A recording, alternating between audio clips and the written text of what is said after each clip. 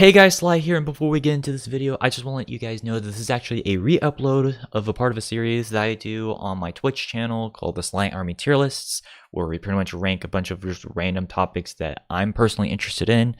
And so, because of that, these opinions are not set in stone for how I feel about in the current day. And so if you guys want a more updated version of that, feel free to either check out the DeviantArt link down below or tune in on my Twitch that will also be in the description, or check out my Discord where I occasionally post some more updated versions of how I feel about certain topics. And so do keep that in mind. And also make sure to check out the description of the video itself for the timestamps for the particular topic that is presented here. But in any event, I hope you guys do at least enjoy. I recommend you guys listen to this as either like a podcast form or as just something to play in the background. But in any event, hope you guys at least enjoy. Hey guys, Sly here. Now, I got to pretty much address the elephant in the room. Yes, I tried doing this yesterday, but unfortunately, some dumbass thought it was a good idea to try to overload the internet again. So, that happened. That being said, we're going to try this again, and yes, this is going to be another tier list. As you can see, it's just going to be by myself because we are, in fact, going to be talking about the Battlefield games. I think it's only fair that because I already talked about all the Call of Duty games, I think it's fair enough that I should probably talk about the Battlefield games now, considering that it's a franchise that I pretty much like. It's another FPS series, and, you know, just to kind of build up a little bit of hype as well for the upcoming game that is probably going to be released either later this year or sometime next year, I think it's a good idea to pretty much talk about this sort of stuff. So that's exciting. And you know, I kind of like doing a lot of these. Now, it just sucks that, you know, I kind of reduced the amount of times that I do one of these type of streams to like every month or so. I definitely do want to see if I'm able to do these a little bit more often, regardless on how many people are going to be in it, whether it's just me by myself or one of my friends like either Izzy or Austin or Dylan joining back in. Hell, maybe even someone new may potentially join in and try to bring their own opinions into this, because honestly, I thoroughly enjoy this. Now, once again, people probably don't care about this anymore, but I do, because it allows for discussion when it comes to like talking about interests, just common interests in general, and, you know, just to express ourselves, because, you know, there are some opinions that I don't necessarily agree with when it comes to the popular opinion, and that's fine. And Battlefield is no exception, because I have some really big hot takes for y'all with this series, especially considering that like the Battlefield fan base is kind of, they're different from the COD fan base, whereas COD is like openly, you know, offensive a lot of the time. The Battlefield fan base stereotype is like, oh, like you're not like, they're basically a bunch of snobs. And I kind of want to give this to be like a middle finger, which, yes, by the way, these are more explicit streams. So if you guys don't like, you know, naughty language and seeing the middle finger, I suggest leaving now, because it only goes downhill from here. So, but yeah, that being said, when it comes to ranking the Battlefield games, I'm only going to be ranking all the release, like all the paid releases on PC and console. So I'm not going to be discussing Battlefield Heroes or Play for Free or online, mainly just because, well, they don't really exist anymore, but also they were obviously meant to be spin-offs. Yes, some of these games are technically spin-offs as well, but they still kind of are, you know, recognized, quote unquote, by the fan base, and, you know, I just kind of want to talk about them anyways. Especially some of the ones from an era that I've been bashing recently. Y'all know what I'm talking about, but I'll get to that later. And so because of that, though, since there's not as many games, this is probably going to be a very short stream comparatively to some of the other tier lists, considering that we're only going to be dealing with like 13 games right now. But I still thought it was a good idea to pretty much just talk about this stuff anyways, because I played all these games. Like out of all of these different games, I have played every single one of them at least twice. So I should know what I'm talking about with this. So, and don't worry, this is not going to end up being like a disaster like the metalcore tier list where, you know, because I actually did the research and actually played all these games, I'm not going to have, all that crap to deal with. That being said, some of these are really hard to find now because they aren't available. Like some of the older ones from what I like to call the Refractor Engine era, you can't actually buy them anymore. You have to like go on shady third-party websites because they got rid of them off of like Origin and Steam, which I think is stupid, but whatever. I'm not getting into that. Point being, it was kind of annoying, especially since, in my opinion, that was probably one of the better eras for Battlefield. And once again, I already said this earlier in the thing, but once again, this is just my personal opinion. If you don't necessarily agree with that, that is completely fine. As a matter of fact, go ahead, disagree with me. Just don't do like petty comments and be an asshole, because once again, I've already had to deal with that before, and I don't want to deal with it again. So yeah. So, but yeah, no, in terms of just Battlefield in general, obviously I wouldn't say I've been around the series for a long time. I've known about it for quite some time. Like, I don't have as much of a history with this franchise as much as I do either Call of Duty or Halo, or hell, even the Star Wars Battlefront games that was inspired by these games.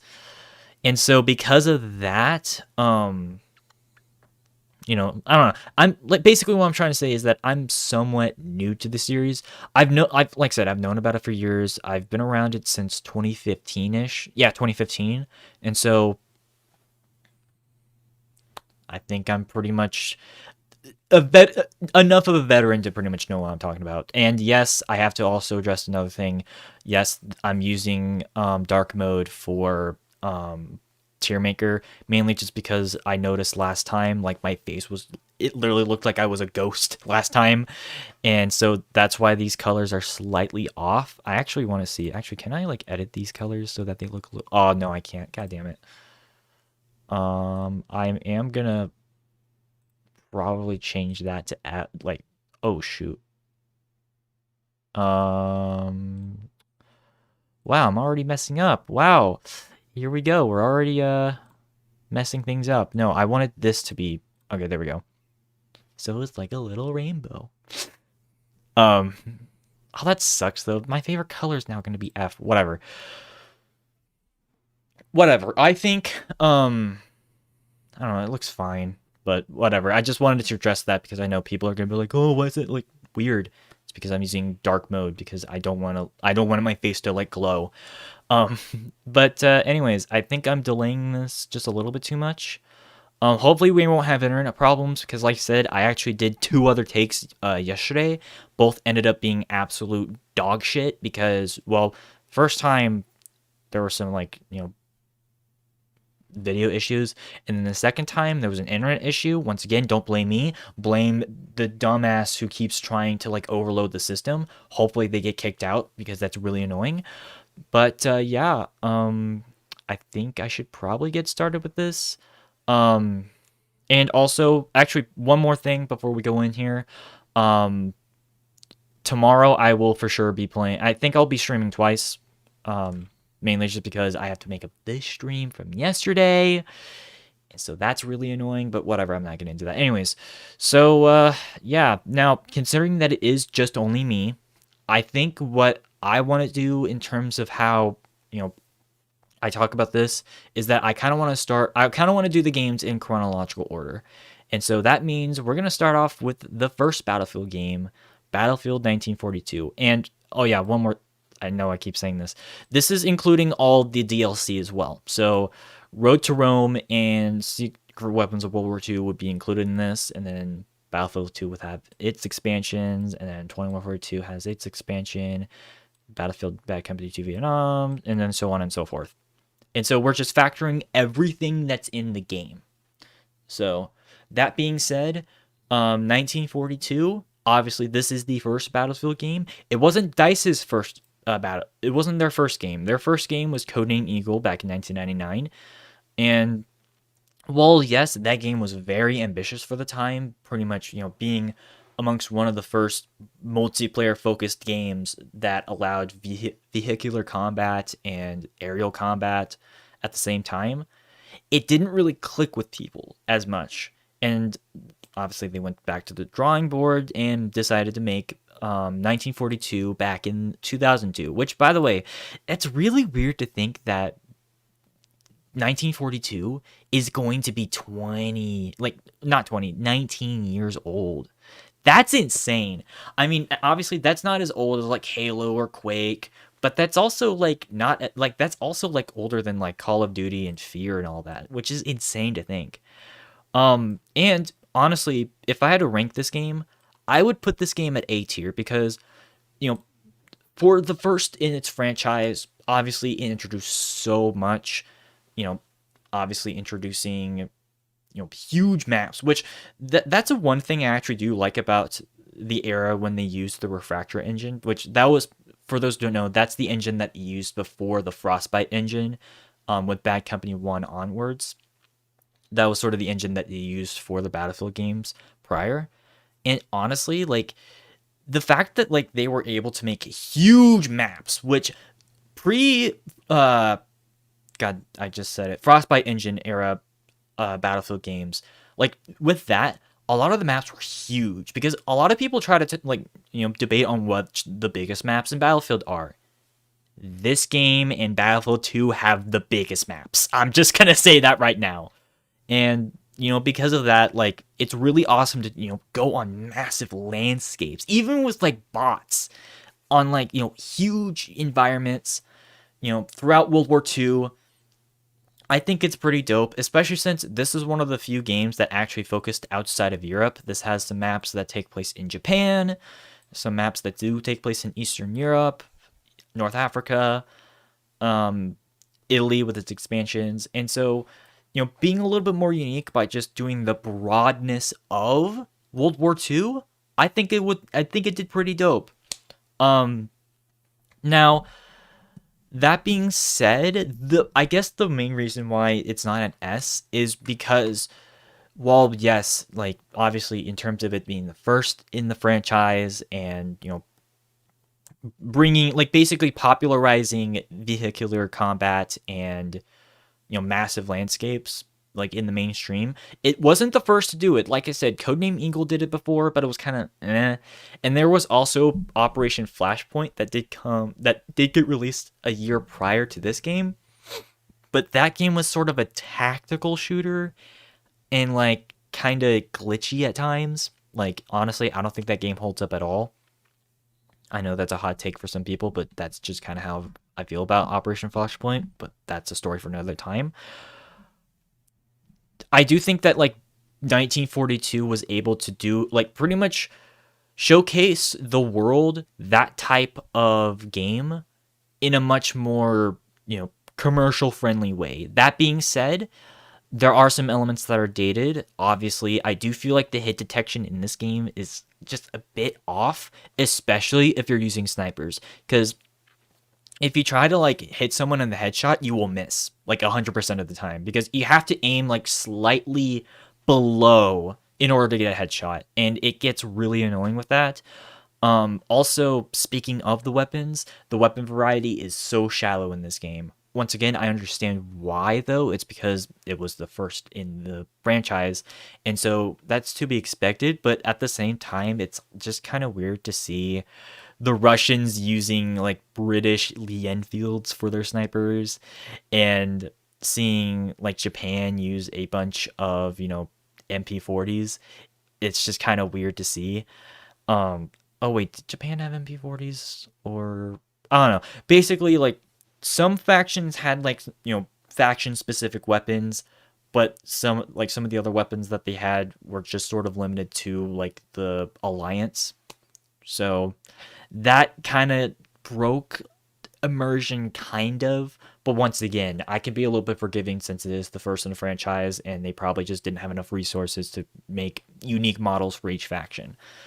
Um, so I guess the other thing that I should probably talk about when it comes to Battlefield in general is that, or this game in general, is that this game doesn't just only have conquest, or at least on online multiplayer. Unfortunately, I wasn't able to really find a match, which does kind of suck. But apparently, this game also had well, not only did this game introduce conquest to the masses, which in my opinion is one of my personal game modes from just anything in general. I love conquest, but it also had capture the flag and I think a deathmatch sort of game mode, which I have to give kudos for variety, especially in a game this early in the franchise. So that's why I mention that, because there are some games on here that just completely removed the idea of many different game modes, and that's why I mentioned that point specifically, because that does kind of low key suck in a lot of ways. So crap. Oh wait, here we go. So yeah, this game had capture the flag, conquest, conquest assault, conquest double assault, and team deathmatch. Just the conquest assault basically just being like one person has like one objective and they have to like pretty much take the entire map. And then double assault, I think it was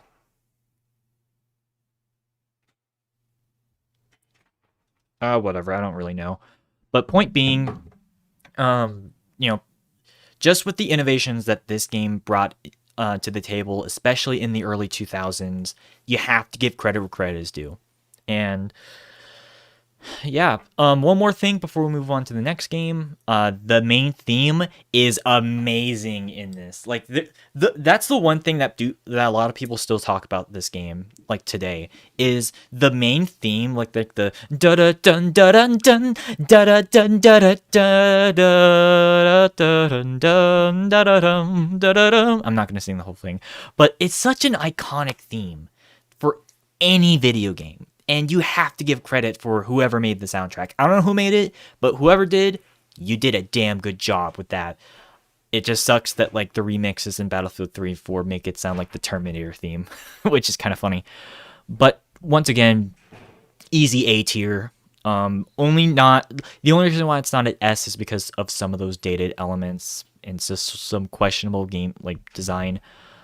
But I still recommend it over some of these other games, which might slightly go downhill from here. But anyways, so obviously after the success of 1942, they would try to build up to Battlefield 2. But in between that, in 2004, they released Battlefield Vietnam, which,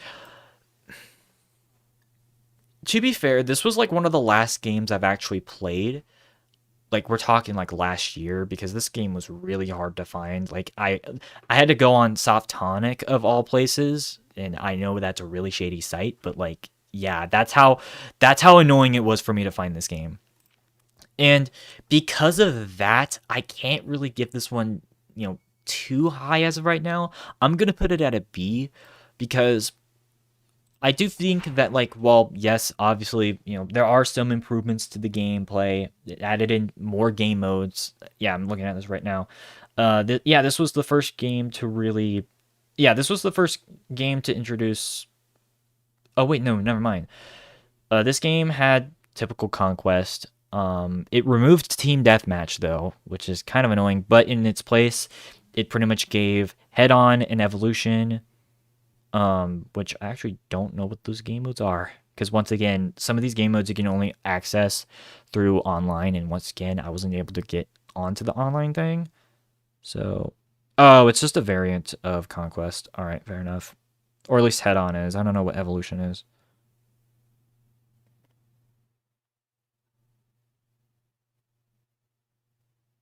And evolution is just sort of a game mode where you work in pairs.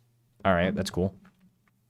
Um, I'm pretty sure that Vietnam was also the first game where, yeah, this was also the first game where you're able to somewhat choose what weapon you wanted, because, um, yeah, with most of the, like, with Battlefield 1942, you were only restricted to the one weapon that was tied to your class. With this game, I'm pretty sure that did change, if I remember correctly. Um, Let me just double check though, because once again, I could be mistaken. Because once again, dude, it's been a hot while since I played this.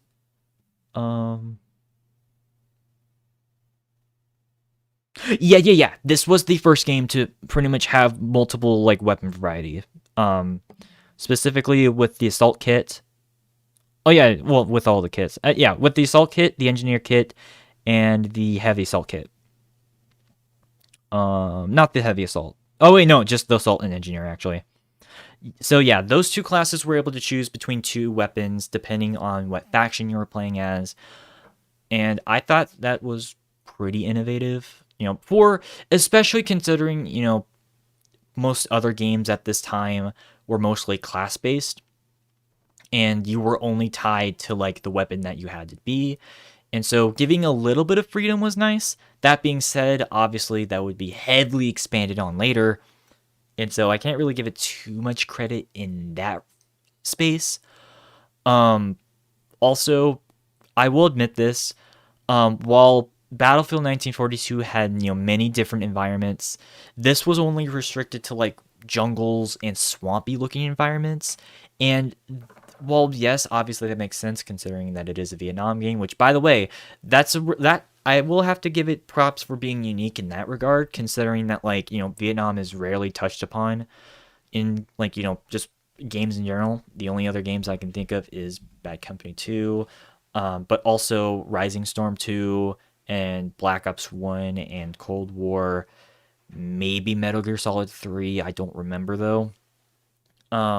That being said though, oh yeah, and also the Viet Cong games, but nobody cares about those. That being said though, I do feel like especially if you're playing against bots, it does get really annoying whenever you get sniped from between like a bush that you weren't able to see, but like if you're playing with AI, they're able to see you. That's kind of stupid, and that does kind of break the balancing just a little bit.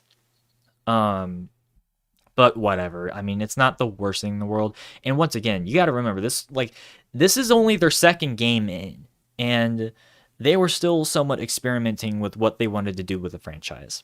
Also, I'm not gonna lie, I even looked this up in the previous take, but like this AK-47 model looks so weird. Like I don't know what it is. Like, but like, oh my god, it looks so weird. That's not what I was looking for. That's the Bad Company 2 one. Hold on. Crap, why'd they change the pictures? Oh yeah. Wait, is that? Yeah, like look at that model. It's weird because it looks like a mix between like the Counter-Strike one, like the Counter-Strike AK and the freaking Far Cry 3 one, and I don't like either of those AK models. It looks really weird. And I don't like it. And so yeah, I guess it's just like the modeling of the weapons look really bizarre in this game. Um Also, this game doesn't really have much of an original soundtrack. It reuses a lot of like, stereotypical songs from like the 60s and early 70s as its soundtrack. But once again, I've mentioned this before in the music tier lists. I don't care for that sort of stuff. And so once again, it's not a bad game. As a matter of fact, I think this along with another game that we're going to talk about real soon, I think it's an underrated Battlefield game. That being said, there are just some other Battlefield games that I would recommend over it. Once again, it's not bad. I actually have positive vibes. That's for this game. That's why it's at B tier as opposed to C tier. I guess it's just I need to have a little bit more time for me to play through this to pretty much say, hey, the game's pretty good. Oh yeah, also this was the first game to really dive into fully automatic weapons because 1942 obviously only had SMGs that relied on that. So there you go. That being said, let's go into Battlefield 2. Now, this right here is probably the Battlefield game that has probably influenced the remainder of the franchise from this point onwards. Because this was the first game to have like a truly modern setting. This is also the first game to really, go into a full-on ranking system and, try to experiment with that. And also, this was the first game that I'm pretty sure, yeah, this game had 7 classes. Like, dude, you know how much that is? Like, it had 7 classes. Like, that is so damn, like, awesome. Now, some of them admittedly did feel similar to others, but the fact that this had more classes than any other game in the franchise, this game still had, the high player counts for squads, which I'm pretty sure this was actually the first game to introduce squads, which it became a huge feature for, very useful. And, this was also the first time when they started to experiment with the commander mode. It obviously would be fleshed out way later in Battlefield 4 and Hardline, but the roots of that came from this game. And also, once again, like I said earlier, this has some of the biggest maps in the franchise. And, I like the setting. For those who don't know, this is a fictional 2007 war where you got the United States and the European Union going up against China and the Middle Eastern Coalition, which, if you know geopolitics, hate to be slightly political, but if you know geopolitics, you would know that the Middle East, half the countries in like that region hate each other. So, yeah, that doesn't make any sense, but whatever. I still think that, like, it's kind of a cool concept, even if it's really dumb. That being said, honestly, I would put this game at S tier because, improving, the selection of weapons for each class, adding a ranking system, adding in the ability to, like, somewhat upgrade, your character. Huge innovations for the franchise. Also, look up the game modes. Okay, I guess my one that's right. My one complaint about this game is the fact that, like, they gutted all the other game modes. So there's no TDM and there's no capture the flag in this game. But I think they make up for it for how many expansions and factions and maps that they added in. Because there's like 3 separate expansions to this game that are really dope to play. Hell, you even get to have, like, a couple missions that, like, a couple maps that you're playing as Russia fighting off against Middle Eastern and Chechen rebels. Chechens basically being people from southern Russia. I'm not getting into that, but because it's actually somewhat based off of real history. But still, I think that generally speaking, this game still, like, out of all of the Refractor Engine era games, this is the game that holds up the most. And honestly, I can even debate that this is probably one of my personal favorite Battlefield games because of the setting and the gunplay, which I will admit there are some instances where the gunplay is kind of hit or miss, specifically with assault, specifically with, like, SMGs. But generally speaking, I still think that, whenever I played this, I thoroughly had a fun time. And this was also the first game chronologically in the time release of these games that I actually was able to play online. And those matches were fun, and I don't know, it's just a fun time. And I don't know, I don't really know how to describe it. It's just, I don't know, I just like this game. It's probably because it came out the same year as many other games, because 2005, I can make a good case that 2005 was one of the best years for gaming, hands down. And, this is no exception to that. And I don't know. It's kind of hard for me to describe why I like this, because it's not too different from, like, 1942 or even Vietnam, but I guess it's just the one that I resonate the most with. Like, because there's just something, I guess it's probably just has something to do with, like, the amount of classes, the setting, because this is the first modern game, like, the first game to take place in a modern setting. And obviously, at this point, y'all should know this by now. I love the Middle Eastern setting. It just sucks that, there's been endless war that's been going on over there. But I don't know, generally speaking, I have pretty good vibes with this game, and I highly recommend this game.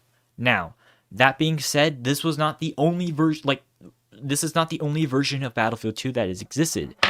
Oh shoot. Okay, never mind. So, if you guys have been paying attention, you would note that all of the games that we've talked about so far have only been released on PC. You know, because of the nature of the size of these different maps, it was kind of hard for, EA and DICE to really try to condense Battlefield onto a console. That's where we get Modern Combat. So not only is Modern Combat the first attempt for them to really put Battlefield onto a console, but it was also their attempt to try to actually do a story with the game. Yes, Battlefield, the other Battlefield games somewhat had like a campaign, but it usually played off more similar to like Star Wars Battlefront 1 2004's campaign, where you're basically just playing conquest maps so that you can progress to the next thing. It was kind of but it wasn't like annoying. This campaign, on the other hand, I hate to be the one who already tries to do explicit stuff, but oh my god, this campaign is absolute dog shit. Because basically what happened, it tries to like link in why China and the EU are fighting each other. And it basically involves something that happened in Kazakhstan where a bomb blew up that brought in China, and then that brought in the EU and the United States. And it turns out that was a terrorist who doesn't even have a fucking name, and it's really stupid. It's like, I fucking hate the campaign. It's not awful though. It's really bland and uninspired. There is some redeeming qualities with this game though, because what makes this campaign unique is that you actually play as a squad. You actually play basically a bunch of like people in a squad, where you actually get to transfer between like your squad mates. And so if you're playing as someone and they die, you automatically turn to like the closest ally that you have and basically play as them until like, you run out of people for that specific like checkpoint or whatever. That's sort of how it's set up. And I will admit that's somewhat unique, but at the same time, this wasn't the first time that it was implemented, and there were games that did it way better. Go play, like, if you want something like that, the older Rainbow Six games, like Rainbow Six, the original Rainbow Six, Rogue Spear, and even Rainbow Six 3, which came out 2 years prior, because this also came out in 2005, by the way. They just did it way better. And while yes, those games are really damn hard, I still think that generally speaking, working with a squad in those games was way more rewarding and more, I don't know, fun compared to Modern Combat.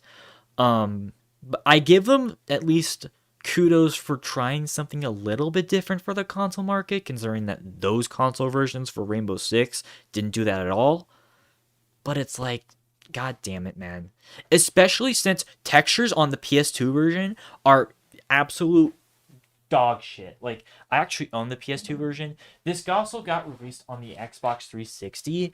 I don't know how that version played out. I'm assuming it's around the same, rating that I'm gonna give this, but oh my god, this game is the campaign's kind of not great. It also doesn't help the fact that multiplayer is not like online anymore, or at least on the PS2 version. I don't know if they decided to do backwards compatibility through like the Xbox One or even the Series. I highly doubt it. But yeah, multiplayer is no longer accessible, and from what I can tell, it is a downgrade. And so, yeah, unfortunately, I have to give Modern Combat a D. Once again, I'm not giving it an F because I do feel like they tried some things that are unique, and at least it does, it's still the same setting as Battlefield 2. It just tries to make it a little bit more narrative based. But oh my god, the campaign sucks. Like, even for 2005, there were way better games that were released. So, unfortunately, this was the exception when it comes to like amazing games from that year. So, sorry, I just gotta get a drink. And yes, I've had that there the entire time. Sue me. Anyways, so obviously, you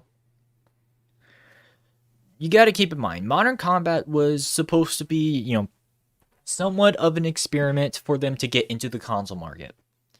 And, it somewhat failed, but thankfully, the next game that came out, 2142, makes up for that. And honestly, I can pretty much say that this is probably the most underrated Battlefield game in my opinion, because I don't really know a lot of people who really talk about this game all that much.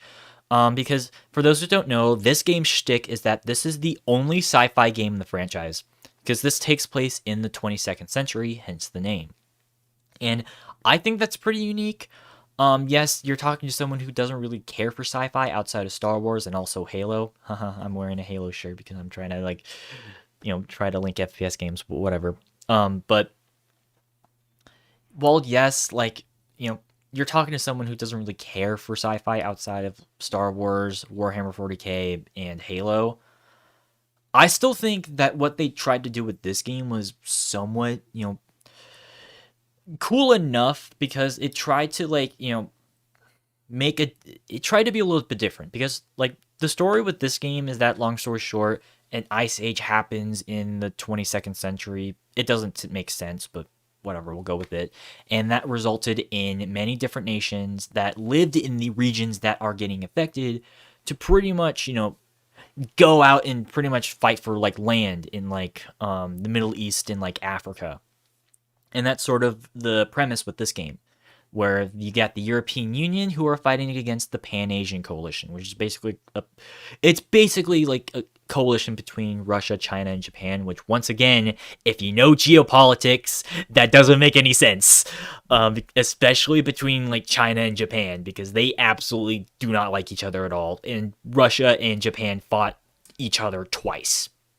There's no reason why they would want to work with each other. Maybe China and Russia, but once again, I highly doubt that would work. But whatever, we'll go with the Ice Age thing. And once again, I do like the concept of this game, and like I said, I think this is the most underrated. I'm gonna put this one at A tier. I was whenever I first did this, I was hesitant on putting them at A, putting the game at A. But considering that, I like the weapon designs, I think they're pretty unique enough. I do like the vehicle designs. I like the mech combat, because this was obviously the first and only game to really focus on mech combat. And I like that because it's realistic in the sense that they're not, going overboard with the hovercraft. They do have hovercraft vehicles, but they're not overly complex to where they're all over the place. And they just fill their roles as either transport vehicles or tanks or armored trucks or mechs or whatever. But the biggest reason why I do consider this one at an A tier is the second game mode that came with this game. So the first game, obviously Conquest comes with this game. I think that's pretty obvious.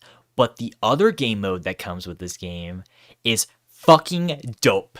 It's this game mode called Titan mode, which is it's not something involving Titanfall. Basically what it is if you guys know about capital supremacy from Battlefront 2, the new one, think of that, except you get directly involved with the capital ship battles, regardless on whether you're inside of it or not. It's fucking dope, and I love that game mode. Whenever I played that online, oh my god, that was insane. Because basically what you have to do is you have to go to the control points, which have mortars that you have to shoot up to your enemy titans, which are basically capital ships. And then once you take down their shields, board it, blow it up from the inside, and get the hell out of there. It's fucking dope, and I wish that more games decided to do that in a more legit way, because I that's such a fun game mode. And I think it's really fun. Some of the other stuff that this game introduced is this introduced dog tags, and so pretty much every game from this point onwards introduced the whole dog tag system. And I think this was also the last mainline game to have to use the refactor engine, which in some areas that does kind of suck, but at the same time it is understandable why they would stop using it after this, because it did. I will admit, it like by 2006, with the release of the 360 that already came out a year prior, and the upcoming release of the PlayStation 3 and the Wii, I will admit it did kind of feel dated by then, but even then, it was still a solid game for what it was.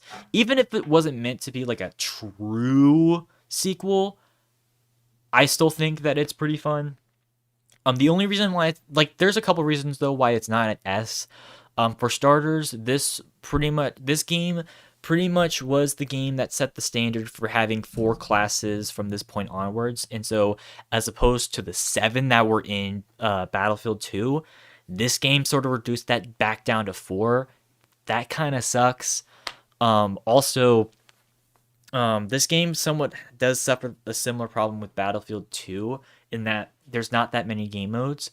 But it's even more prevalent here because they didn't release that many expansions. And there's only 2 factions in the game. Like I said, the EU and the Pan-Asian Coalition. That is it. And that does kind of, make matches feel somewhat samey. I will give it credit for at least varying up the environment a little bit more compared to Battlefield Vietnam, because in this game, you're either in snowy environments or desert environments, which, if you don't like those environments, you're probably not going to like this game. But, I think it's kind of cool that, they try to do, 2 extremes when it comes to, the battles that you go into. Sorry, I was somewhat trying to think of what I was trying to say. And so, yeah, and like I said, I think this game is pretty dope. And the most underrated game in the franchise. Far none. So... But, yeah, unfortunately, though, after the release of the expansion Northern Strike, DICE started to work on the next Battlefield game. And this was the first game to pretty much implement the Frostbite engine. And, of course, I am talking about Battlefield Bad Company. And... Actually, should I, cut the bullshit already? Because... Actually, you know what? Fine. I'm going to do this right now. I'm sorry. Okay, like I said, not the refractor. The Frostbite engine is an impressive piece of technology, and I have to commend DICE for doing that. That being said, I am so sorry, but everything else that this game does completely fails in every single way, and honestly, I'm going to put this one at F. That is probably some blasphemy for some people, but I've got to explain my position. So, this was the first true attempt for them to get into the console market. Yes, obviously, Modern Combat tried doing that, but it ended up failing. Bad Company 1 tried to do that, but not only did it try to do that, it completely gutted all support for PC as a result, which is such a middle finger to the PC market, because it's dude, that was your main market before. Why the hell would you gut your main market so that you could, appeal to another one? That doesn't make any sense. And I know there's going to be some people who are going to defend this, being oh, well, it's because, Modern Combat wasn't released on PC. Yes, but it was still it was still the console version of Battlefield 2. At least there was a link. There wasn't a link with this game. This was just a, standalone title released for consoles. And once again, that's just so fucking stupid. Allegedly, they tried working on a PC version, but they cutted it. They didn't have enough time, quote unquote, so that they could make the sequel. I think that was not only a dick move, but also a huge mistake. Just in general, because not everyone owned a PS3 at the time, or even a 360. Because you got to remember, those consoles, especially, those consoles had problems during their early life cycles. And so not everyone had an Xbox 360 or a PS3. And so that was a huge mistake. Also, I hate to be that one person, but honestly, this campaign, I honestly think it's worse than Battlefield 2 Modern Combats. I did not find this campaign, apparently a lot of people find this campaign hilarious. I did not find it funny at all. Okay, except for like one joke. Basically, the premise of this game is you're in this squad called Bad Company, which are a bunch of people who were criminals or whatever, and there's a war between the US and Russia, and you get sent to the forefront of that, like basically in like Eastern Europe and Russia-ish area. And you pretty much go rogue and try to go after gold. And early on in the game, I think it's like the second or third mission in, you head to a neutral country. And I can't think of the name. I think it's like, it's not Kurdistan. It's like something Stan. I don't freaking know. But basically, your group heads to the border, and you try to pretty much discuss however you want to get inside this country because, well, the gold shipments or whatever.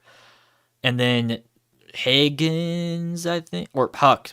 Wait, is it Higgins or Huck? Oh my god. I have to look up Bad Company characters. Which, by the way, I'm sorry, but I don't care for this group. I don't think that they're all as cool as people make them out to be. Like, I find them kind of bland. Yeah, Marlowe, that's the character that you're playing as. That's not who I'm talking about. What? Haggard. So this was the only funny part in my opinion. So while your guys were like discussing on how you want to enter the country, Haggard out of nowhere is like, there's gold up in this uphill. It shoots his freaking shotgun around, being an absolute dumbass. I will admit that was the only joke that made me laugh, and it was hilarious. That being said, this game has really dry humor, but like not in a good way. Which, once again, I'm sorry if I'm bashing this era again, because this game came out in 2008, late 2000s, with yada yada yada. And before I continue on with the criticisms, I just want to preface that there are some good things from 2008 and 9. Far Cry 2, Rainbow Six Vegas 2, Metal Gear Solid 4, Uncharted 2. There's a bunch of other things that I find awesome about that period. But this game is kind of a product of its time. Because, once again, it tried doing a lot of dry humor, which obviously was really popular throughout the 2000s. But in this instance, not that great. None of those other jokes landed, because there's this one cringe moment where you actually meet up with the dictator of that neutral country, and that honestly was a bit of an awkward it was a pretty awkward engagement, and I just did not like it at all. And also, most of the environments that you go through in this game are just the same, except for the very last mission, which you go back to the Middle East because you're fighting the Middle Eastern Coalition, which I find cool, but it's like, dude, it's already too late because I'm experiencing the same grassy, foresty environments throughout the entire game, and it looks bland. And I don't know, man. It's just not my thing in terms of its campaign. It also doesn't help that the missions drag on. Like, each mission is like an hour long, and that is way too much time for each mission. Also, the weapons do kind of feel the same. So, but whatever. Oh, shoot. Yeah, I see you in the comments. Sorry, I'm just trying to explain the campaign portion. Actually, you know what? Yeah. Sorry. No, I'm ranking them all off of everything in general. Just to let you know, because I've been ranking the multiplayers. This is just the first one I'm talking about single player. I'm talking about Bad Company. I'm sorry, I think this game's overrated. But anyways, but yeah, no, generally speaking though, I don't think the campaign's all that great. The multiplayer, on the other hand, oh my god, they dropped the ball with the multiplayer in this, because, like, especially compared to, like, Battlefield 1942, in my opinion, Bad Company is just a step down in a lot of ways. Sure, it has destructible environments, which I have to give credit for where credit is due, because once again, the Frostbite engine is such a it's such a cool piece of game engine technology. Like, I love it. But the first game that it was introduced in, like, especially considering that, like, the destruction in Bad Company 1 is so limited. Like, people forget that, like, the destruction is only really focused on certain parts of buildings. It's not actually tied to the entire buildings themselves. And I can say that because I actually played through this multiplayer. Hell, want proof? Not only do I have a physical copy, but also I even did a video on this 2 years ago. Like, I actually remember. And I pointed out how ridiculous this was. Because, like, and also, here's another thing that actually does piss me off about Bad Company 1, just in general, is that this game was somewhat lazy when it came to the map design. And I looked at that because a lot of the maps in this game, I'm just trying to pull this up because I want to prove a point. A lot of the maps in this game were just straight ripped, like, they were just ripped out from 2142. Like, they're remakes, but, like, that's, like, 90% of the maps. Like, look at this. Like, I did a video on this, and I even pointed this out. Like, the map layout is, like, look at that, dude. This is a map from 2142, and this is a map from Bad Company. Like, it's the same. Like, yeah, like, obviously, this was removed, but, like, look at the layout. Like, it's... And this isn't the only map, because the layout of this map is also really similar to each other. And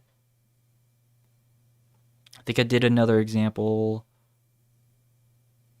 Crap, I don't remember. Oh my god, what is this? Oh yeah, this map. Like, Suez Canal compared to, like, Final Ignition.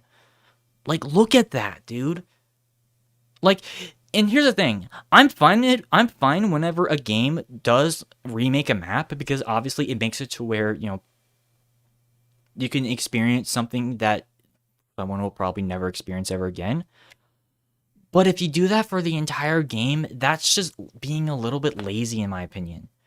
And that's why a lot of people hate it when, you know, Call of Duty remakes maps every single DLC. I don't blame them there, and I definitely am not going to give this game a pass as a result. So, unfortunately, and one more thing that actually does piss me off about this game is the fact that you can only use one, like only one ranged weapon, unless if you're playing a sniper. Like, you don't even get a sidearm unless if you're playing as the sniper class, which is so fucked, especially compared to, like, other games that were released on 6th gen that had main weapon, sidearm. What the fuck? Like, why'd you do that? That I have died so many times as a result in multiplayer because I did not have a sidearm. Like, because I had to, like, reload my fucking weapon. Like, I'm sorry, but I know I'm gonna get a lot of hate for this because I know a lot of people like Bad Company 1. But because there's, like, a full-on, you know, community of people. I'm sorry, but in my opinion, compared to, like, even the Refractor era, like, games, this game is just, in my opinion, one of the worst in the franchise. Like, bar none. Like, now, obviously, like I said, I did look at this game before. I'm pretty sure I gave it a 4 out of 10. Honestly, looking back at it, I'd probably give this game, like, a 3. Mainly just because of a lot of those dumbass things that they decided to do with this game. Like, I'm sorry, I probably triggered someone out there, because this is probably their favorite game. But I'm sorry. Like, I think... Don't worry, though, because I think the sequel heavily improved on this game. Unfortunately, that's not the game that we're going to be talking about next. Because guess what? There was a somewhat spin-off that was released in 2009 called Battlefield 1943. This was essentially like a collection of remakes from maps from 1942 repackaged into its own game. Unfortunately, as many a thing from the late 2000s, I feel like, F tier also. Because this game is heavily insulting. Like, there's no reason why they should have made this game at all. Why? Because this game... Guess how many maps there are in this game? Going once. Going twice. Going 3 times. 4 fucking maps. That is insulting to, like, any online game. Like, I don't care what anyone says. It doesn't matter how good the game itself is. It doesn't matter. Because... if you only release 4 fucking maps, And not only that, but also heavily stripping down the amount of weapons that you're able to have in the game. Like, even compared to, like, 1942, the game that you're based off of. I'm sorry, but, like, there's no excuse for this. Like, I know that they made this so that they can, like, fill up, you know, some people who wanted to, like, have something in between Bad Company 1 and Bad Company 2. I get that. But if you're gonna do that, why not just make DLC for Bad Company 1? Which, I will give Bad Company 1 this. At least, you know, it didn't have any scummy DLC, because that's the only game that didn't have DLC. But ironically, I feel like Bad Company 1 would have benefited from DLC. Because that game only has 12 maps in it. And, you know, well, yes, the weapon variety was okay for the most part. A lot of the weapons just ended up feeling the same. So I don't know why the fuck they thought it was a good idea to just release just a random game on PS3 and Xbox 360 that only has 4 maps and, like, what? Yeah, it had 4 classes, but, like, you were restricted to the weapons that you had. Like, what was the point? Like, what was the fucking point? So, yeah, in my opinion, this is the worst mainline Battlefield game. Like, there's no competition. It doesn't even have a campaign. It's just 4 fucking maps. That could easily get repetitive as hell. So, yeah, no, fuck this game. And obviously, this was also around the time when, like, EA started to become really corporate as well. And because of that, also, fuck EA for thinking this was a good idea to release. I'm sorry. Like, there's no excuse. Like, there's no point in it. Like, hell, like, the servers are, like, dude, the servers are so dead. Like, or at least to my knowledge, because I only played the PC, like, not PC version, the PS3 version. This also didn't get released on PC, which, side note, keep in mind, it took 4 years for a new Battlefield game to be released on PC. Keep that in mind, because, like I said, Bad Company 1 wasn't released on PC. This game wasn't released on PC either. And so, oh my god. Sorry, I know it sounds like I'm ranting, but oh my god, I do not like either of these games. Like, they represent everything that is probably really wrong about EA and even, like, modern DICE a little bit. Because unfortunately, we're going to have to talk about some of the other Battlefield games that barely have any content. So, but yeah, no, in my opinion, the late 2000s Battlefield games are absolute trash. Don't play them. Like, oh my god, they are awful. So, but yeah, before we get into Bad Company 2, I just saw the comment. Sounds with a half-hearted Bad Company James. Okay, my thing is that at least Battlefield Vietnam not only had,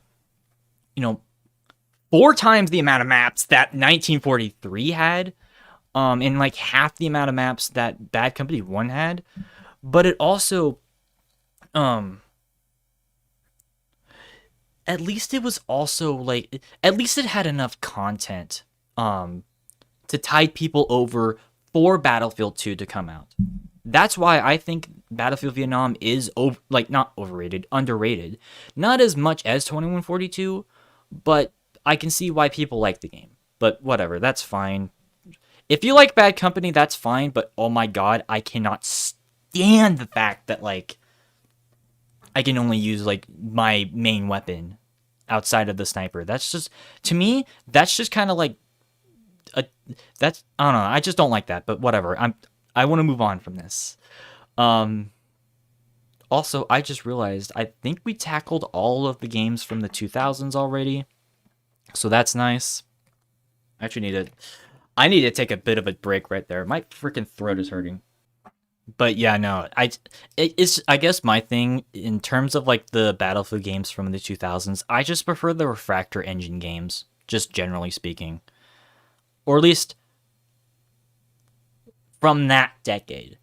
2010s, obviously all of them were Frostbite, and there are some that I do like, which we'll get into. But I don't know. It's just I feel like they just wasted the engine on on 1943, especially because there's no excuse for 1943 in my opinion. Like there's no excuse at all. All right, I think I should probably I'm gonna obviously continue this. I just wanted to take some time to breathe because 1943 pissed me off. So Bad Company 2. Now, this is everyone's favorite game. Like, if you talk to the average, modern Battlefield fan who grew up with the Frostbite engine, everyone would say Bad Company 2 is their favorite. I do think this game is slightly overrated. I see where people are coming from with this game because I think this game's miles better than Bad Company 1. I'm actually going to give this one a B tier because they actually improved the campaign with this game. And, the campaign's not amazing, but it's at least way better. Because, first of all, you actually go through multiple different types of environments. So you're not just going through, foresty environments the entire game. You're actually going through deserts. You're going through jungles. You're going through not Midwestern, but, plains-looking environments. You go through a snowy environment. Hell, the first mission that you actually go into with this game is a World War II mission, which I think is pretty unique. And, I just think that generally speaking, what they built up, pretty much this game in general with its campaign, it's all right. I wouldn't say it's amazing, but I do recommend it way over the first Bad Company any day. Also, I feel like the hit detection was improved. They actually allowed you to have a secondary weapon, which is something that they just gutted from the first game, the first Bad Company for some reason. Also, in terms of the multiplayer, I think it's all right. I think the console version, ironically, I actually prefer over the PC version, mainly just because I feel like the PC version is somewhat bugged. Or, I don't know, it's just, for some reason, I guess it's probably just because people keep hacking on the PC version, and so that's why the console version is probably a little bit better for me. But also, obviously, the destructible terrain, I think is pretty cool in this game.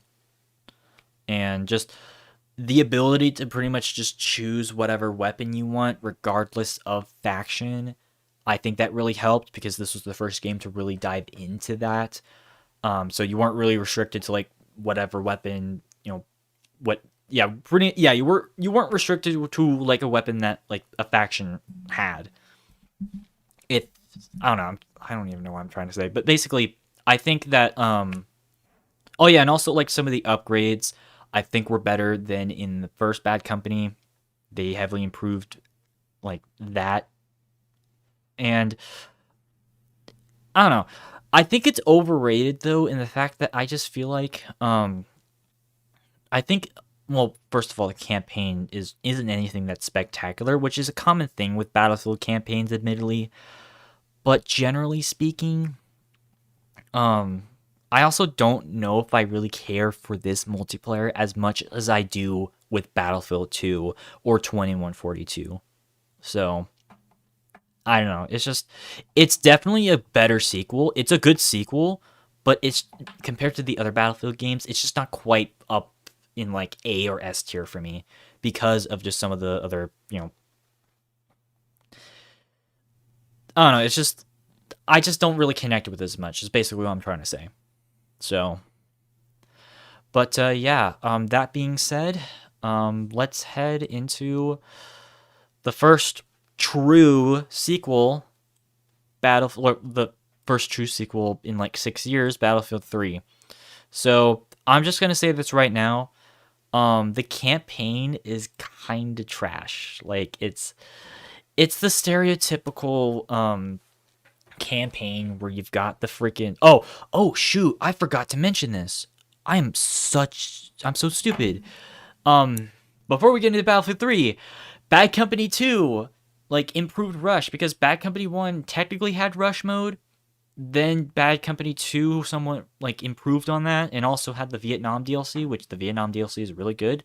Highly recommend it. It just sucks that there's only like, 6 maps, but whatever. At least it's an actual expansion as opposed to 1943. So, sorry, I forgot about that. I'm so stupid. That's what I was trying to say. Anyways, so whatever. Bad Company 2 better. Battlefield 3, the campaign. Honestly, campaign's stupid because it's basically the stereotypical um oh, I'm the soldier and I'm getting framed here sort of story, and that's just a dumb story. It's not dumb cuz it can be done well. I think Black Ops 1 did it pretty good. I think the game Black, if anyone knows that game, did it fine. But we've seen it so many times, like, and it gets repetitive here especially, and it's kind of dumb. I will give it this though, at least this game, the campaign is kind of interesting because you're actually, spoiler alert, you actually do get to work with like some rogue Russian guys, later on in the campaign. I think that's somewhat of an interesting dynamic, especially since, you actually play as some of them early on and then you actually meet up with them later on or whatever. I think that's somewhat interesting. It's just the problem is the execution is just, ugh. Not to mention the AI in this game, especially, is brain dead. Like, even on like hard mode, it's like, ugh. So, yeah. Once again, welcome to Battlefield campaigns. They're just not good. That being said, I do think that the multiplayer is amazing in this game. Oh my god, excuse me. I actually owned the Xbox version for the longest time, and because I didn't have Xbox Live, I wasn't really able to play it all that much, like, or really just play the multiplayer at all. But I actually got the PC version. I think it was last year, or I got the I got it on PC recently. Honestly, I think the multiplayer is fun as hell, and because of that, it heavily makes up for it, and I'll put it at an A tier. Once again, the only reason why it's not an S is because of that campaign is below average, but the multiplayer is what really makes this game for me personally. I think it's better than Bad Company 2 because like I like the maps better. I like the weapon variety just a little bit more. Um I think I like the HUD I think I even like the HUD a little bit more for this game. You can make a good case that it's too bluey. Like, I like the black of the Bad Company 2. You can make that argument, and I get that, but for me personally, I just think that Battlefield 3 is just, it's basically, as Bad Company 2 is basically just a combination of Battlefield 2 and Bad Company 1 and tries to improve on Bad Company 1, Battlefield 3 is just an improved Bad Company 2.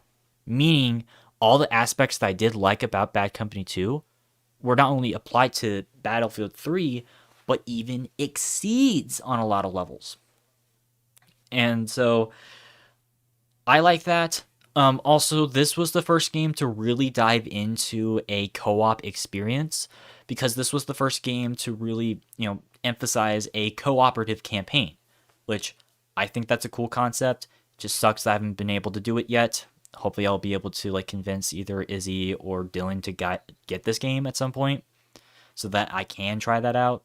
So, Battlefield 2 in 1943 somewhat had that as well, but not as much as this game. And because of that, I'll give the game an A tier, mainly just because I thoroughly love this game's multiplayer.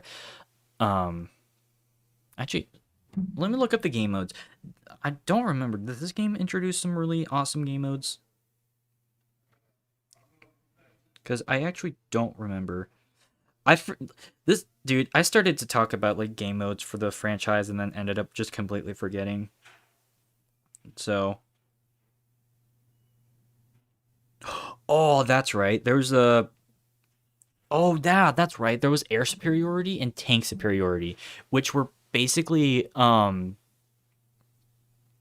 yeah, they were basically like modes that were specifically designed for aerial and tank combat, respectively. I already mentioned the co-op.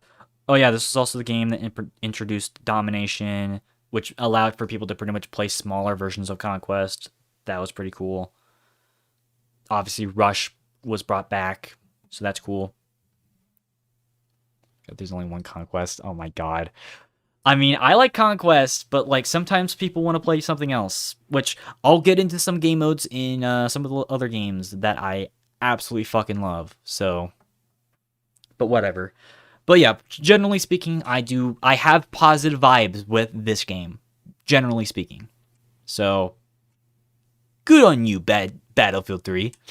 So, alright, so now we get into a pretty controversial part of the Battlefield franchise. So, obviously, what we just talked about was not only the Refractor Engine era, but also the 7th gen era, technically speaking, quote unquote. Now we're heading into the 8th gen era of Battlefield. And we're starting off with Battlefield 4. Now, this game had an awful launch.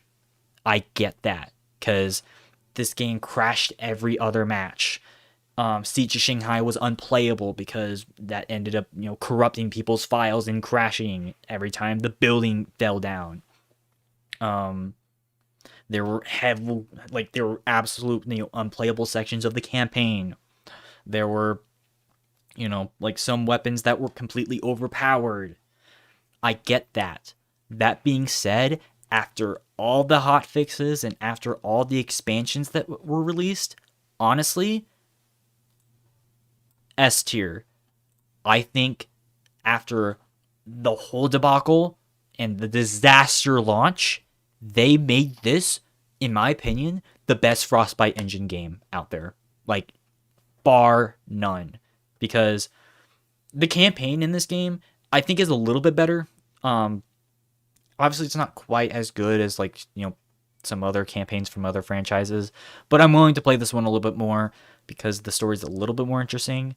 But the multiplayer, god damn, this multiplayer is fucking dope. I mean, yes, I will admit, I have a little bit of a bias. I will admit I am biased, but I can actually defend my point. So, obviously, like I said, this game launched disastrously. But if the game actually works and it runs, this game, I can make a good case, has some of the best gunplay in the entire franchise. Whether it be assault rifles, whether it be SMGs, LMGs, snipers, shotguns, carbines, which that's another thing. This game has more weapons than any other game in the franchise. Like, what other game has as many weapons as Battlefield 4? Like, name me the one game. You can't, because, and I'm not even talking about including the expansions, because you had your class weapons, then you had carbines, then you had DMRs, and then you had shotguns, and you had basically around 40 or maybe even 50 weapons per class. That is insane. And I have to give credit for DICE for doing that, by the end of this game's life cycle. Not to mention having so many expansion packs released for this game, because you had 5 expansion packs, plus the free community maps that were released, and not to mention, being able to release them basically for free every single year or so. I think that's, pretty insane, and I have to give credit to DICE for making arguably one of the best Battlefield games ever made. Or really, even in my opinion, one of the best multiplayer games ever made. Because this is the game that I've noticed that I've gone through the most in the past year. That is outside of a couple of other, games Call of Duty or Halo or Left 4 Dead. In terms of the style of game that I love, which is Conquest, this was the game that I went to the most. And I have to give credit where credit is due on that. And also just adding in, not only all the game modes from Battlefield 3 into this game, but also introducing some other new modes. For example, there was another mode on here that was basically it was basically like a sort of it was basically this game's version of a Titan mode, which obviously it wasn't quite as good, admittedly, but it was fucking dope still. Even though I was only able to play it once. I don't remember the name of it though. Crap, why is it not? Oh yeah, Carrier Assault. That was the game mode, and that was a really cool concept. Once again, it's not quite as good as 2142's Titan mode, but oh my god, it was fun whenever I was able to play it. And like I said, it pretty much refined a lot of the same things that were in Battlefield 3. Also, this is a little tiny detail, admittedly, but I do like the idea of you being able to customize your weapon skins and even your character skin as well. I kind of wish they would have expanded on that with like Battlefield 1, which we'll get into later. Trust me, I have issues with that game, but point being, I know I'm dragging this out a little bit, but I thoroughly do think that it's either between Battlefield 2 or Battlefield 4, which are my favorite in the franchise, like bar none. Like, and I don't know, they're just fun to play. Like Battlefield 4 is just fun to play, whether it be Conquest and Rush. Rush in this game is, in my opinion, my favorite of all the rushes in all the other Battlefield games. Like, it's pretty cool. So, but yeah, no, S tier for sure. Unfortunately, that might be the last game that's good right now, because unfortunately it goes downhill from here. So let's talk about Hardline. So Hardline, okay, this wasn't actually made by DICE. This was made by Visceral Games, which are actually the same people who made Dead Space. This was their last game. And this game gets a lot of flack from the Battlefield community, and I do mean a lot of flack. While I get it, especially for the campaign, I don't think all of it is justified. As a matter of fact, I was actually playing it earlier today, and I had some fun with it. I will have to admit this, though. The campaign is bad, but I will admit it's one of those campaigns that is so bad that it's really funny. That's another thing that I actually did. I actually did a full-on campaign walkthrough on that. I think it was 2 years ago, I want to say. Yeah, I know. I'm freaking selfishly showing my YouTube channel. I'm sorry, but anyways, yeah. So yeah, I played the Oh, this was 2018, so 3 years ago. All right. God, time went way too fast. But anyways, so obviously the campaign is, it's not even that it's that bad. It's just, the thing is that the writing is just so weak, and like most of the characters are just not very likable at all. Also, the mechanics within the campaign are confusing as hell, because there's like this one mechanic in the campaign where you're able to, like, because you're actually, okay, by the way, context, this is actually a cop game. So this is the only game that like isn't really military based. You actually play as like cops versus robbers, just for context. But obviously you're a cop throughout half the game, and you have a mechanic where you're able to like freeze people, and like with like a, actually I can't show that, like with like a badge. We'll just pretend this is a badge, and you can freeze people to up to 3 enemies at a time. But it's like, and well, yes, that's cool in concept, but it's really stupid if you do freeze with people like with people with like freaking. I'm gonna showcase this because I think this is funny. Like with freaking LMGs, like fully automatic machine guns, and then you're over here with like a little tiny little dabby little pistol saying freeze. Like it's so stupid, and it's like, bruh, why? So Oh my god, I actually shouldn't have done that, but whatever. So that can be abused, especially since, spoiler alert, you're not even a cop through halfway through like the campaign. So that was really stupid. But a lot of people didn't actually have a problem with the campaign. Well, yes, it was like laughably bad. A lot of people gave so much shit with this multiplayer because a lot of people accused it for basically just being a Battlefield 4 clone, which, while yes, I understand why, I don't think that's necessarily fair, especially since Battlefield 3 and Battlefield 4, they're pretty similar games in their own right anyways, and nobody complained there. So why is Hardline any different? Oh, by the way, Battlefield 3 came out in 2011, Battlefield 4 came out in 2013, and Hardline came out in 2015. Just want to let y'all know that. Sorry, I forgot to give the dates for those. But anyways, so obviously, and people like accused that because Rush was the same thing, Team Deathmatch was the same thing, Conquest was the same thing. But like I said, I don't think that's really fair because half the game modes in this game not only were unique, but there were some that were dope as hell. Take for example, Heist. Heist, I can make a good case, is probably like one of my favorite game modes in the Battlefield franchise because it's basically what it is. It's like a capture the flag style game where you've got the robbers who have to break into like a vault or some sort of like, storage unit, and then you've got like the cops, which you have like who are pretty much the defenders, and the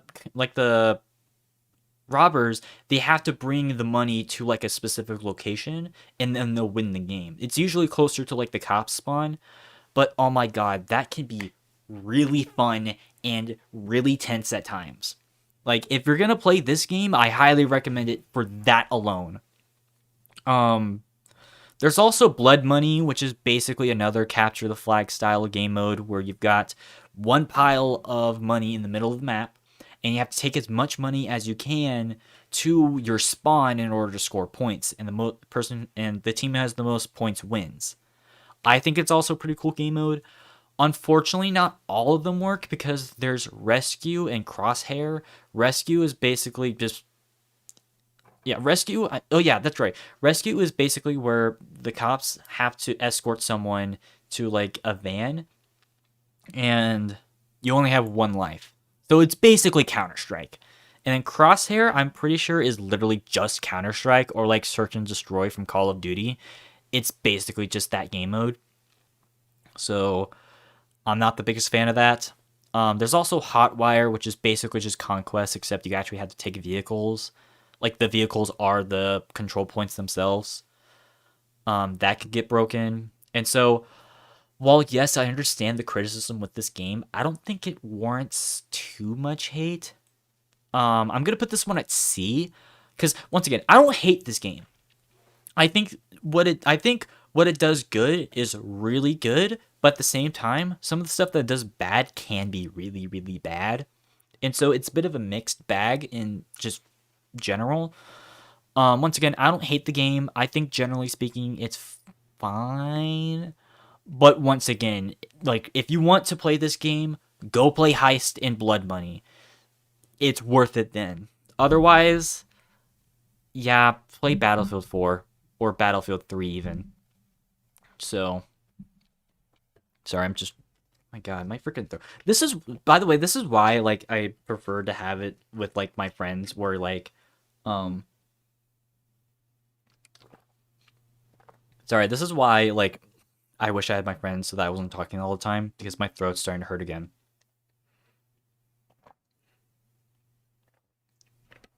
No, I did not rate Battlefield Heroes because that not only is that a spin-off, but also the servers are shut down. So even if I wanted to, I can't really play it right now.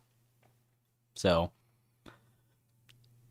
I'm only ranking all the games that you have to pay to play. So yeah, also the game looks bad anyways. God, okay. Before we talk about Battlefield 1, I actually have to talk about Battlefield Heroes. Like, what the hell is this design? Hold on. Like, this looks awful. Like, yeah, look at this. So, This is what Battlefield Heroes looks like. What? Like, God, the game looks awful. Dude, it looks like a it looks like a mix between like Toontown and like the game that shall not be named. And oh my god. Like it looks awful. I'm pretty sure this is also a mobile game too. Yes, a game from 2009 being a oh no, it was on PC. Oh my god. Okay, whatever. I'm that was terrible. No, thank you. God. Uh that game, okay, I'm not ranking that, but if I was, I'd probably put it at F only because of the look of the game because it looks awful. Oh my god. Yes, it definitely rode the TF2 wave. Oh my god. But whatever. Ugh. Anyway, so now we reach some of the most recent Battlefield games. And we're going to talk about Battlefield 1. Okay, I will admit this. I was one of the people when this game first came out, I was ecstatic to play through this cuz I thought that this game was amazing. I thought the campaign, especially compared to all the crap that came before, like, and I even still think this today. I think that Battlefield 1 arguably does have the best campaign because it just sucks that like it got split into like 5 parts because it does feel a little bit disjointed, but generally speaking the stories that it did tell I thought were pretty good enough. Because yeah, you got the you got the tankers, which were pretty cool. You got the American plane fighter, which was pretty cool. The Australian the Australian guys. I thought that story was pretty cool. I will admit the Italian who was using like the power armor sort of thing, that one was a little bit weak. And I know a lot of people hated the Lawrence of Arabia thing, but honestly, I think that one's probably my favorite because it's a story about, freedom and all that. And yes, well, I like the campaign in this one. And I like I said, at first I liked the multiplayer because keep in mind this like I said, I started playing Battlefield around 2015ish. And this was before I went back and played Battlefield 4 and 3 and Bad Company 2 because the only other Battlefield games that I've played before Battlefield 1 was 1942 and Battlefield 2. Those were the only two games that I actually played because I wanted to go and play some of the earlier games so I can see, pretty much the history. And yes, while compared to those games, it does seem like a heavy improvement compared to Battlefield 3 and 4 and going back to like these two games, it is really, really shallow. Like, because while yes, the game had roughly the same amount of maps at launch as Battlefield 4, the weapon variety was such dog shit in this game. And that sucks because, like, I don't know. It's just, I guess my thing is just the weapon variety was low. And a lot of people, like, were given the excuse of, like, oh, like, it's because it's World War One. There weren't many weapons released at that point. But here's a counter argument to that. Like, if you do a simple Google search or Wikipedia search or whatever, look how many weapons there are. Look at this. Look how many weapons there are that were around World War One. And obviously, I think World War One is a dope setting because, in my opinion, I actually think World War One is more interesting than World War Two. I think that World War One's history, is kind of cool. Just kind of how one single event can trigger a massive conflict. Obviously, it is kind of tragic that all the people who died in that conflict did die. I get that. But I don't know. It's kind of interesting to go and like learn about something that happened during that conflict. And like I said, I think generally speaking, it's more important than World War II because World War I's effects still affect us to this day. Like unlike things like the Napoleonic Wars or the War of Austrian Secession or the Crusades or stuff like that, which have like minor influences that still affect us today. World War One, especially with what happened during like the Ottoman years, in like the Middle East and with the Ottoman Empire and the British, that the effects of that is still going on to this day. And I don't know, I just find like that specific war fascinating. And that's coming from someone who doesn't like the 20th century outside of the 1990s and World War One. Those are the only two, like that's literally the only two like decades that I even give a shit about when it comes to like the previous century is World War One and the 1990s. But whatever. So yeah, it like just looking back at it, it's just a shame that like, they were kind of shallow with the World War One concept with barely any weapons, no customization for your character at all. Like the only thing that changes is, what class you are, which is a step down even compared to Hardline. And, no vehicle customization and, releasing the DLC cycle, like what, 4 or 5 months in between each other? Like, that is criminal. Like, I'm not gonna lie, that's absolutely criminal. Like, why would you release your game? Like, why would you release your DLC in such long times? Because keep in mind, Battlefield 4 DLC released like every 2 to 3 months, which is significantly faster. And that's really a bit of a shame, And in my opinion, it's kind of insulting, especially since Battlefield Hardline had more weapons in that game than Battlefield 1 had at the end of its life cycle. Like, and yes, I know that they added in weapons through the DLC and all that, but at the end of the day, I counted all the weapons. I think there's like roughly 35, 40 weapons in the game compared to even Hardline, which has 50 weapons in the game. And then obviously Battlefield 4 has like nearly 100. Like, it's insane to see, or not 100, but like more like 70 for Battlefield 4. But it's just still insane to see how Battlefield 1 just doesn't stack up. And honestly, I do find this game to be way overrated. Like, even more so than Bad Company 1. And why do I say that? It's because of two things. Number one, this was released obviously back in 2016. And you know what other FPS game came out in 2016? Infinite Warfare. Obviously because everyone hated the concept that Infinite Warfare was going to another futuristic setting, and everyone was sick and tired of that. And they saw Battlefield 1 was going to a World War 1 setting, which admittedly, like I said, I think it's an interesting concept, especially since there's only like, 3 other World War 1 shooters out there. Obviously, the World War 1 collection on Steam, as well as Beyond the Wire. And so, I will admit, Battlefield 1 took advantage of that.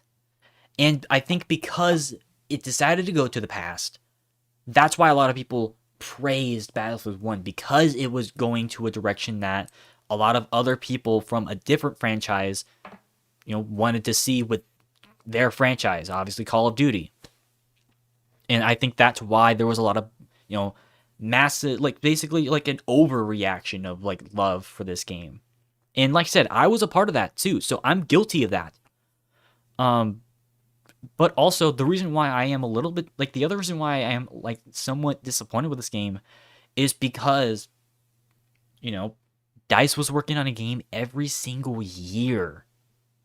between 2015 and 2018, because they were also working on the newer Battlefront games at the same time as Battlefield 1 and Battlefield 5, which obviously we're going to get into in a little bit, but you can still see the flaws with this game. Now, it's not all doom and gloom. I don't hate this game. I just think it's overrated. I'm going to put this at a C tier, the same tier as Battlefield Hardline. Now, why is that the case? I still think the general style of what people think of Battlefield still is there. You got your conquest, you've got your domination, team deathmatch, you've got your rush, even though they basically split that one in half. Like, you've got all that, right? And then you've also got two pretty good game modes that were introduced in this game. One of them was called War Pigeons, which is another, it's another objective-based game mode where you basically have to find pigeons and go to, keep the pigeon long enough so that you can send a message, and if you get 3 in a row, you win the game. And then you get the other really big game mode from this game, which is called Operations, which was basically where it was basically a mix between... Oh, shoot, there was actually 3 game modes. One of them was introduced in the DLC, but the second game mode is Operations, which is basically where... It's basically a rush-style game mode where you capture, 2 objectives at a time, and if, the attacker wins, they actually get into another map, which is an entire... it's basically a concept of, one giant operation, and so you're able to play on multiple maps if the attackers win. But if the defenders win, then the attackers pretty much have extra lives or whatever, and they get extra vehicular equipment. So they get blimps and tanks and boats depending on the level that they're on. And I think that's a really fun game mode to play even today. And that's definitely the game mode that has driven me back to play Battlefield 1. Now, I did mention that there was a third game mode, but it's only because I just remembered it. It's basically this game mode called Frontlines, which is it's a conquest style game mode where basically you have to okay, there's 5 objective points in the entire map, and only one is accessible at a time. There's one in the center that you have to go to, and you have to basically, push it towards the enemy base in order for you to win. Yeah, Black Ops Cold War just recently ripped it off, I know, but I think it's fine whenever I'm able to play it. It just sucks that nobody plays it. But generally speaking, though, I think what Battlefield 1 exceeds at is the setting and the game modes. That's what really holds this game up a little bit. Unfortunately, what holds this game back is the lack of content that it contains and the lack of true support post-launch. That's my main issue with Battlefield 1. It's not awful. I don't think it's a bad game. I just think compared to some of the other games that were released previously, it just steps back a little bit. And like I said, that sucks because, once again, you're talking to someone who loved Battlefield 1 when it first came out, but was just kind of blinded by the fact that I didn't play any of the other games in between 1942 and Battlefield 1, so I didn't really get the full context of the franchise quite yet. So, but yeah, no, generally speaking, I do find this game to be the most overrated Battlefield game, generally speaking. The only reason why I don't consider Bad Company 1 is mainly just because it's not really talked about all that much. I still think Bad Company 1 is worse, but that doesn't make it overrated. Battlefield 1 is, though.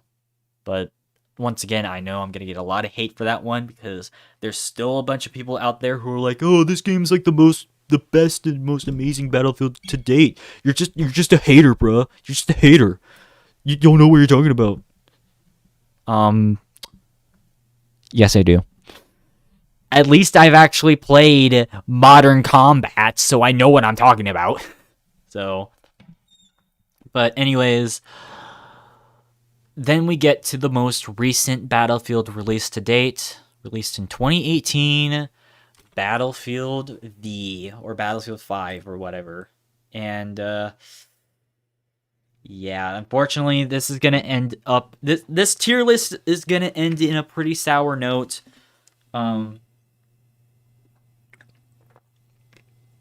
This is the first tier list to do that because usually all the other tier lists we try to end on a positive note, or in terms of like talking about the content itself.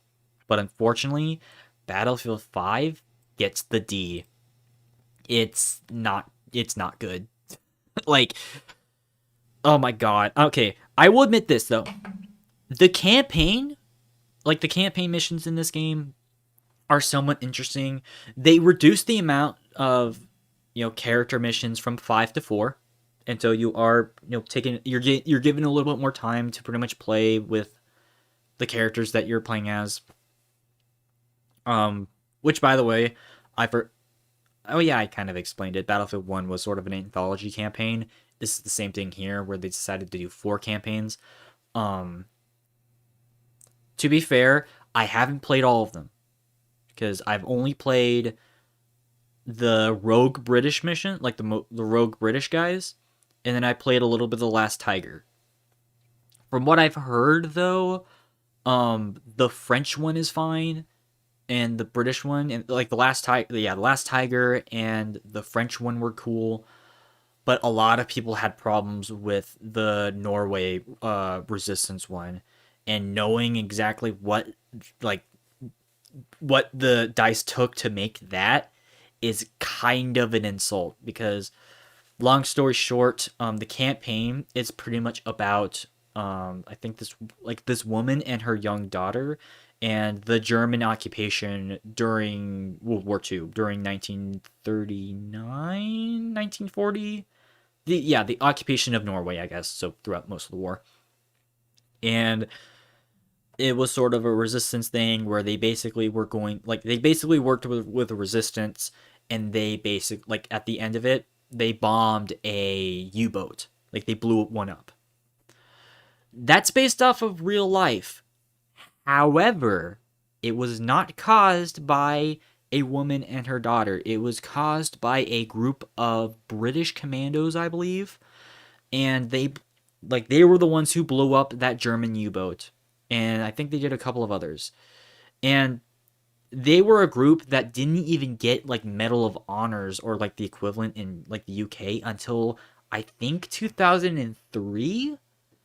And so, and you're talking to someone who doesn't really care for war, but like if you're talking about something like that, then yes, I can see why people were really disgusted by that, because they basically just did altered history, especially considering the fact that like they said in the beginning of the game that it's based off of real fucking history. And honestly, that's just a slap in the face to those people who actually went on that mission. So honestly, like that's kind of like, that is slightly insulting, or at least I can see why people are.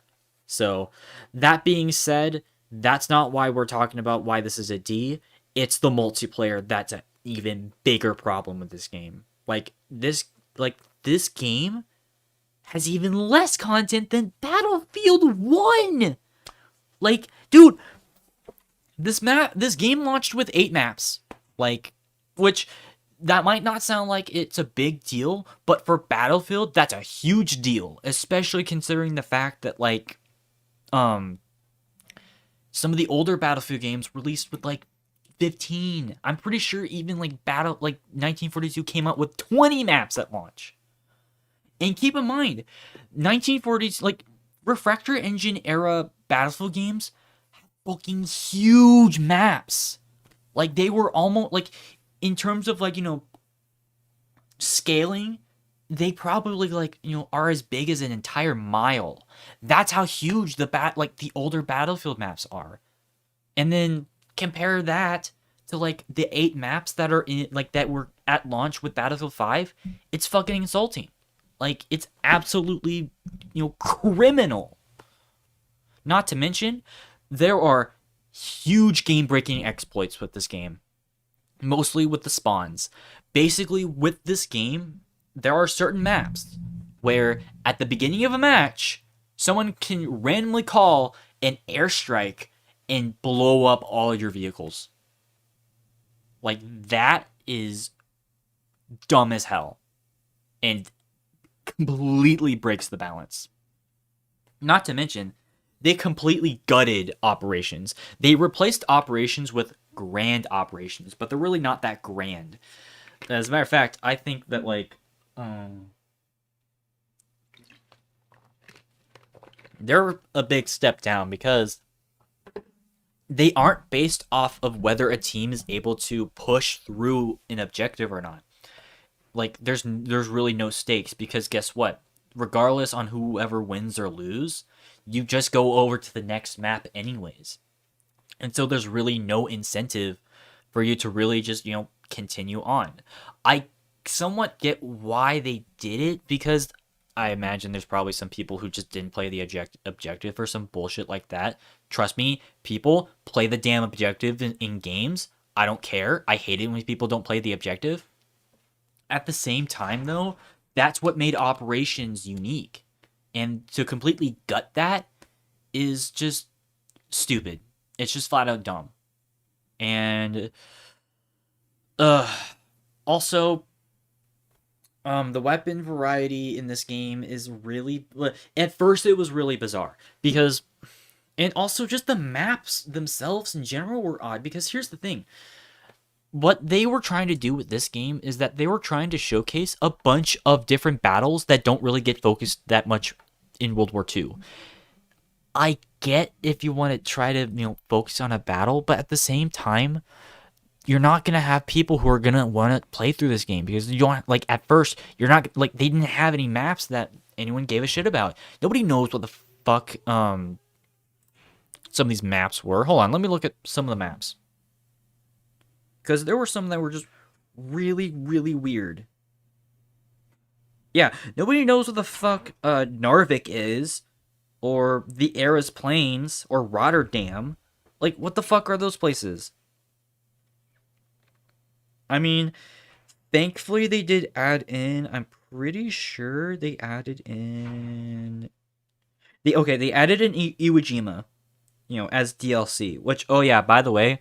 the beginning of this game was only on Europe, so it faced the same problem that COD World War II had throughout that game's entire life cycle, is that, the game started off with only one specific area of World War II, when in actuality, it should have just been, Europe, Eastern Europe, and, Japan at the very least at launch. That didn't happen. I don't know why. God, that was so stupid. And they did something similar with the weapon variety too, is that they tried to bring in a bunch of stupid fucking weapons that were in Battlefield 1. Half the selection of weapons were in Battlefield 1. Dude, I'm sorry to say this, but World War I weapons are different from World War II weapons. Obviously, some were used in both wars. I mean, the 1911 was used in both wars. I think the Lee Enfield was also used in both wars, or at least a variant of it was used in both wars. But yeah, no, generally speaking, there's no fucking excuse. Once again, I get what they were trying to do, but you have to at least bring something at the launch. Otherwise, no one's gonna give a shit. And unfortunately, they paid the price for it, as this is one of the most disliked games in the entire franchise. And honestly, I can't blame anyone for that. Now, that being said, obviously, not all of this is DICE's fault, because once again, they were basically pushed to make a game every single year between 2015 and 2018. And I can't blame them for, the lack of resources. That being said, this game deserves the D tier just because of just how rushed this game does feel. And it's a bit of a shame. Now, that being said, this... Oh, shoot. 2 more things that actually piss me off about this game. So,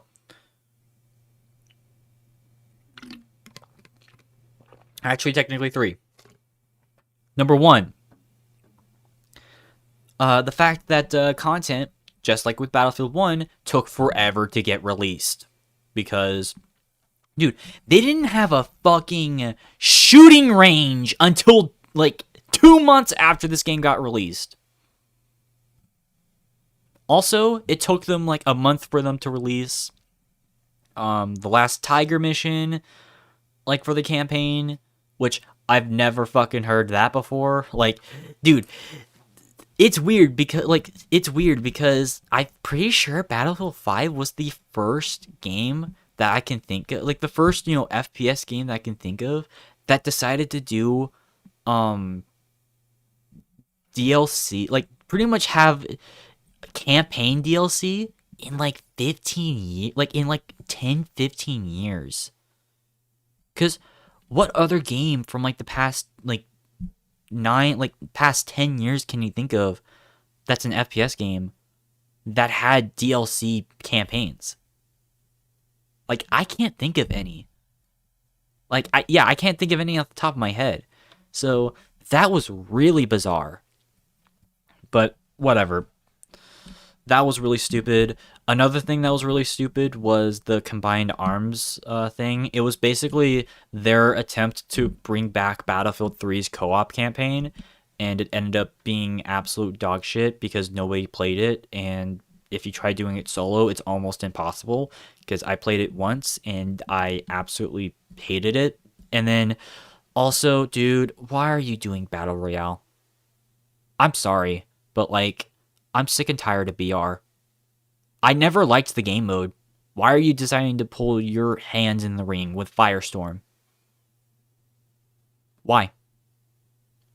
Dude, doesn't EA already have fucking Apex Legends?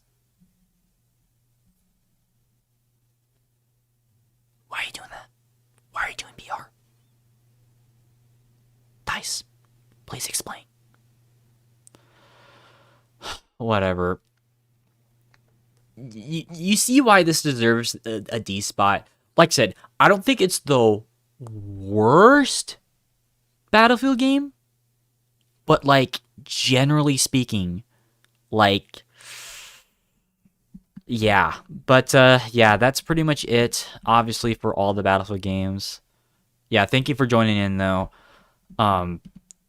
Cuz like honestly, I feel like not many people really care for opinions. But anyways, I don't want to make this like a sad ending because once again, this is the first time that I've noticed that like we ended on a somewhat negative note when it comes to like talking about the games or just whatever in general.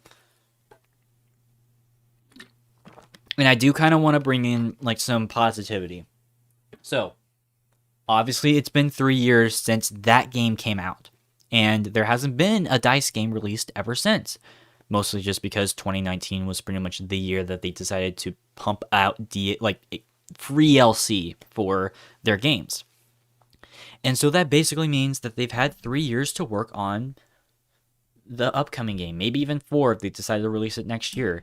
And I'm excited about that. And I kind of want to, bring some light because I like this franchise. I mean, yeah, obviously I do prefer some games over others, but generally speaking, this is a franchise that I thoroughly do enjoy for the most part. Like, even like Battlefield Hardline and Battlefield 1, I can still have fun moments in them. And, I like making like I want to make more of these because I want to see the franchise improve. Like, franchises that I'm interested in improve. That's why I still like some of these like older franchises that have been around for nearly 20 years. Like Battlefield or Halo or Halo, Call of Duty, Doom, and then Wolfenstein even. Like, talking about, like, FPS games. And I criticize them because I want the franchises to improve. Not because, I hate DICE and everything that they've done. No, I don't. As a matter of fact, some of the people at DICE seem like they're pretty chill. Obviously not all of them, considering what they did with one of the campaign missions with Battlefield 5, but, like, I do like this franchise, and I definitely do want the series to just improve in general. So, and yeah, hopefully the rumors of Battlefield 2021 are gonna be out. Yeah, right now it's just a rumor.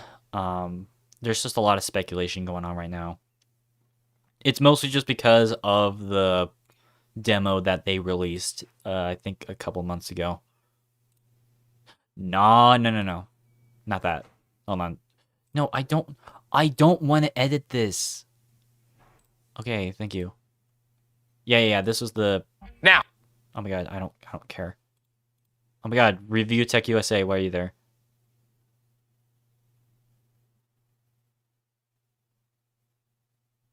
Trying to get to that part. Yeah, that's Battlefield 4. But yeah, look at that, dude. Like, I mean, okay, it looks like they're going to try a World War II game again, which at this point, I don't think I necessarily mind, considering the debacle that Battlefield 5 was. Once again, I don't think it's the worst game. But just generally speaking, obviously I want the franchise to improve. And hopefully they actually, do something with this. So, but, yeah, before I end this though, does anyone have any last minute questions? I'm surprised that this has been the shortest tier list I've ever done. Oh my god, I'm excited about that because, like, all the other ones that I've done were like 4 hours long, 5 hours long, and that's awesome. Granted, it's probably just because it's just me, but whatever. So, what I'd like to add is might be worthwhile looking right. Competition doing. There's a lot good. But yeah, no, thank you for joining in though. I definitely do appreciate that.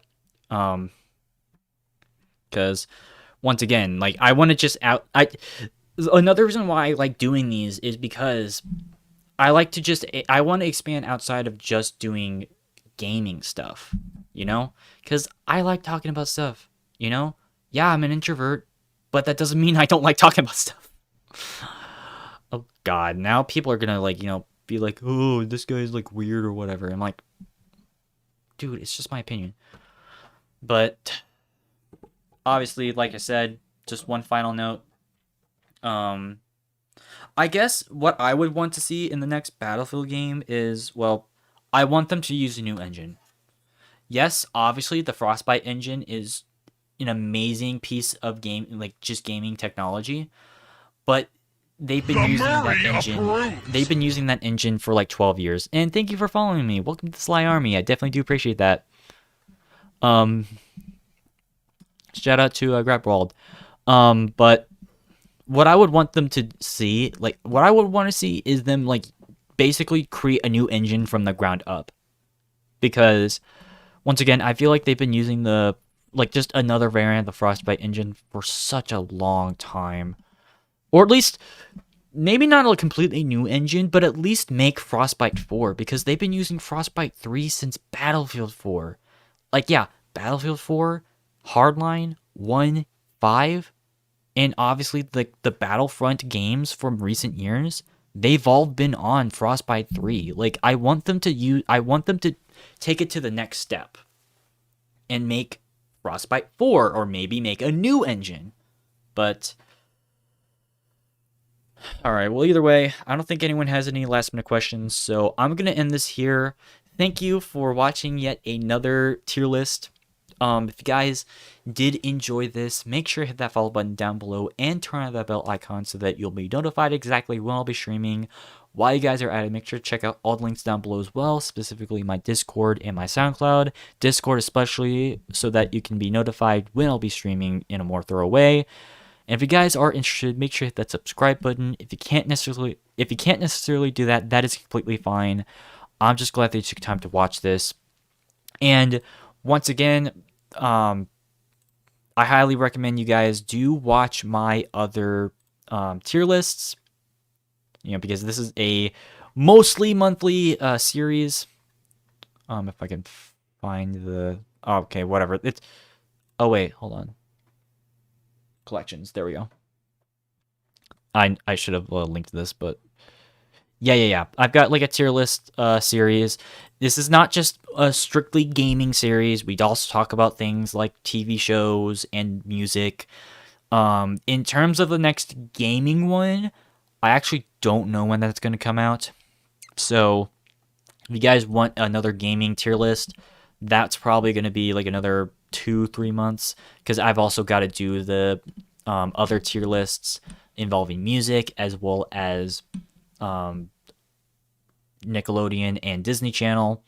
So I'm going to be making sure that I get those done. And yeah, either way, I'll see you guys later. Bye.